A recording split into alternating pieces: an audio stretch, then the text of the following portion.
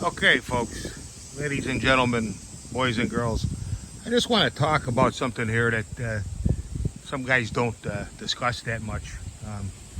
I am not a professional timber faller by any means, but a lot of the work I do is ash trees, dead ash trees. Now we're looking at an oak tree, okay? So this tree here would definitely go where you want it to because it's alive and there's meat, and you can apply the physics to it and get it to do what you want.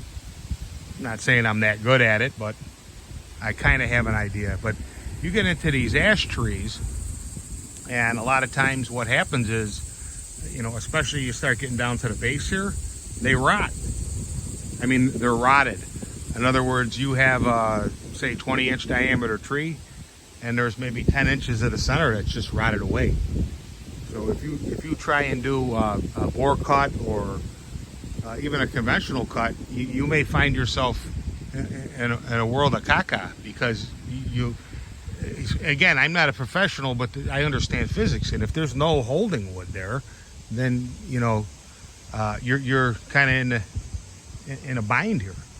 Basically what I do is I strap it here with a Harbor Freight strap, and I'll zoom in, I'll show you in a second. And then what I do is I get a rope. We put a rope way the heck up in the tree in the direction of fall, and then we pull it either with a piece of iron, or we use a Mazdam or any kind of mechanical advantage. And that's the other thing too, is when you're falling these things, especially when they're dead, you see a lot of guys using wedges, okay? On a live tree, that's one thing. But on a dead tree, every time you hit that whole tree is going like this. You bang that wedge down here and hit it, it's lifting up on a tree and the whole thing's springing around. Well, if you got dead canopy up here, you might send a missile down on yourself. So it's a different setup. Leaning dead ash wants the barber chair. So let me zoom in here a little bit and show you what I'm doing here. Now this is just a Harbor Freight ratchet strap. I think it's about 3,000 pounds of holding force.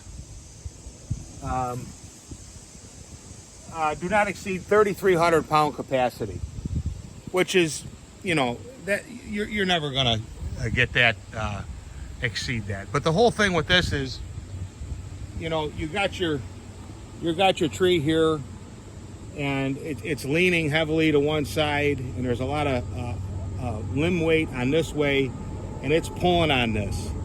And these ash trees, I mean, this is an oak tree, it's a red oak, but I'm just saying, just imagine in your mind's eye, because this one is leaning, you've got a tremendous amount of pull, weight on there, and you can come in and a son of a gun, it'll split on you, it'll barber chair. And if you're standing behind that thing, depending on the amount of force on it, obviously the more it leans, the more it's pulling, that thing could split up and shoot up the whole side of this tree 20-30 feet in a half a second. And if you're standing behind it, good night, Irene. I mean, you're going to be off of this mortal coil real quick. So what I do is to kind of stack the odds in my favor, along the line with the saying, the easiest way not to get shit on your boot is not to step on it in the first place, right? Watch what you're doing. I got this Harbor Freight ratchet set up here. Now, wherever you decide you're going to fall, you're going to put your notch here or whatever, I usually go about that much, a foot or so above. So on this one here, I'd probably cut my wedge here, or wherever I cut my wedge, you just put it above. And this is going to come with like two sets of hooks that are going to, interlock. I got rid of it. What I did was I cut it off, and I just put this end in here, and I just cut that other end off. Now I got two of these. I mean, this will do a pretty big tree. This one's about 20-something inches, and you got enough here where you can get more. But basically, you just get that set up, and then okay, that's pretty tight. And then you just pull this, and now she's locked in. Obviously take this, wrap it up so you know when you're cutting, and then go ahead and make your cut, make your felling cut or whatever. And if for some reason it's jeopardized, you know, down inside of here somewhere, if it's jeopardized, you got a rope pulling it this way.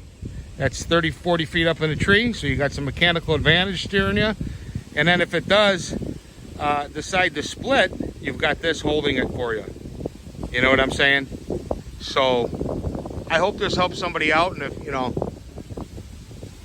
if you can think about what I'm saying, it's not a bad idea, especially on the dead trees. On the live trees where you have holding wood, yes, you can get away with more, but on the dead ash like that, I think this is a good setup. Alrighty.